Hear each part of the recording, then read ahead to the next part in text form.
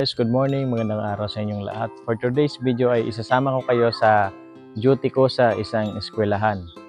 So, bali dadalasan ko na yung pag-upload ng mga ganito para siyang a daily life of a security guard. Maganda kasi sa akin kasi reliever lang ako. Ibig sabihin, nagkakaroon ako ng iba't ibang posting sa loob ng ilang linggo.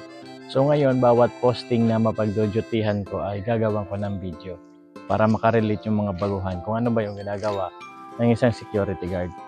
Ayun guys, naka-prepare na ako. Papasok na ako ngayon sa duty. Hindi na ako nakapag-video kanina kasi tulog si Mrs. Tapos malilate na ako. Medyo natataranta na ako. Pero bago tayo dumiretso sa eskwelahan, dadaan muna ako ng ulam. Wala pa kasi akong ulam pero meron na akong kanin.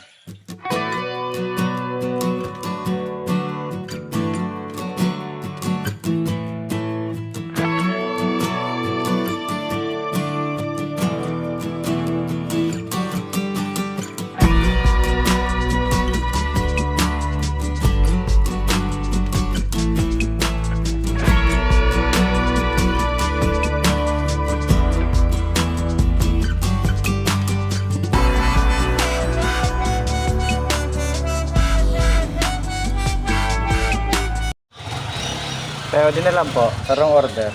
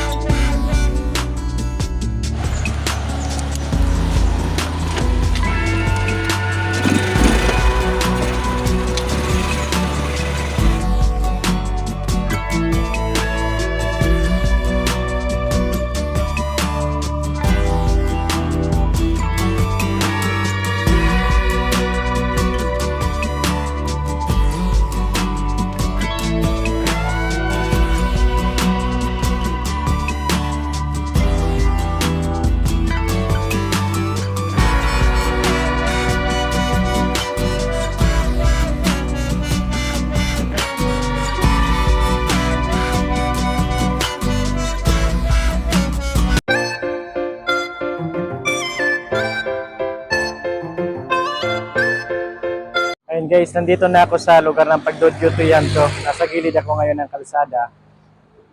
At yan yung building kung saan ako magdo-duty. Yan. Yan ako magdo-duty ngayon. Papatayin ko muna itong video na to kasi nahihiya ako. Baka makita nila ako nag-vlog. Di pa naman ako sanay. Nahihiya pa ako. So papatayin ko muna. Mamaya kukuha na lang ako ng mga singit-singit na footage kung ano ba yung ginagawa sa duty. Bye-bye. Nandito na ako sa loob guys. Wala pa yung gwardiya magtuturo sa akin. Sa loob. Puro salamin dito, pang mayamang eskwelahan. Hinihintay ko kasi yung gwardiya na magtuturo sa akin kasi reliever lang ako dito. So hindi ko pa alam kung ano yung mga gagawin dito tapos kung saan ba ako magpo-posting. Yan yung motor ko.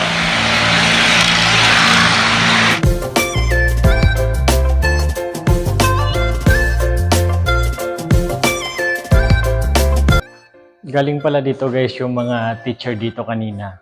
Kasi meron pala silang outing. Kaya wala silang transaction ngayon dito sa school.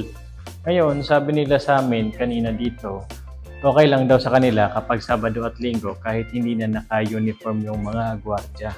Kasi kino-consider naman daw nila na wash day kapag Sabado at Linggo. Kaya yun, okay lang sa kanila kahit hindi kami magsuot ng uniform. Ang ginawa ko, nagsuot na lang ako ng type B.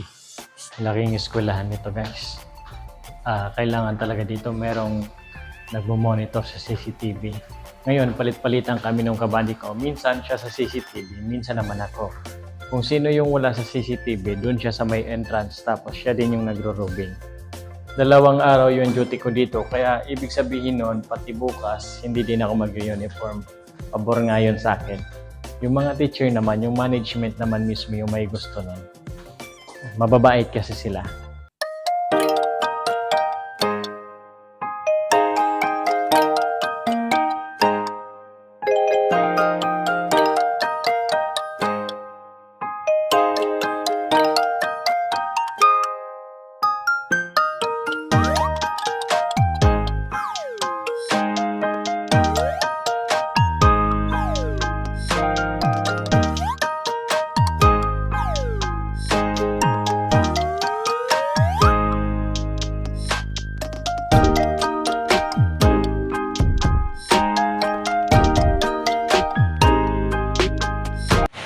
break na. Kain muna tayo guys.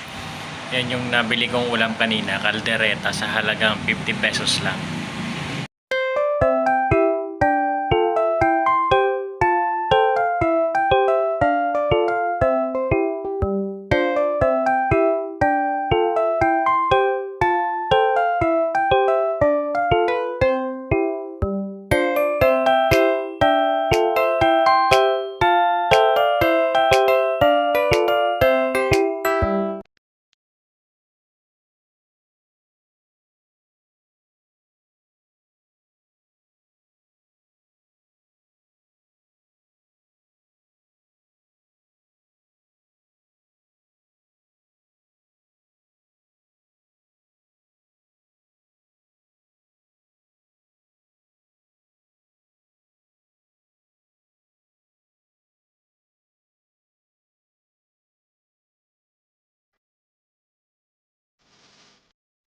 Hapon na guys, malapit na tayong umuwi.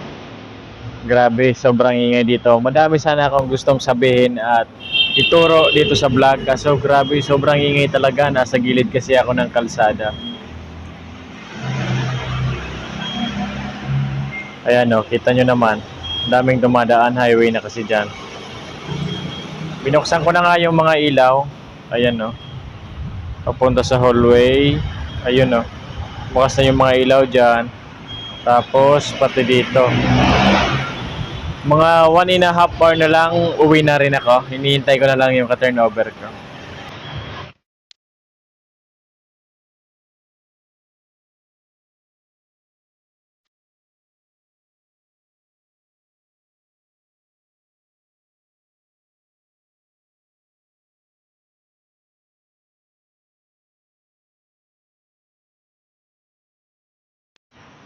Hello guys, update lang. Gabi na.